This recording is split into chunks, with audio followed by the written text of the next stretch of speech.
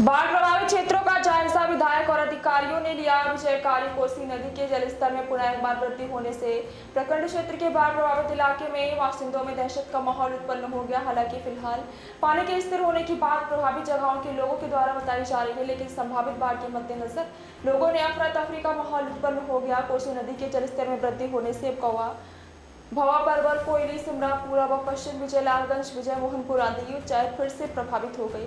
प्रभावित पंचायतों में कई जगह पर सड़क पर पानी चढ़ जाने से आवागमन प्रभावित होने लगा।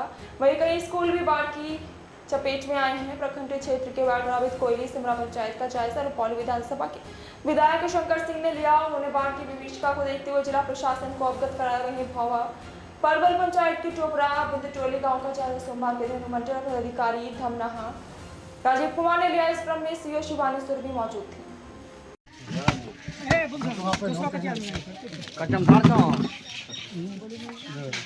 अखनी भर काटी तब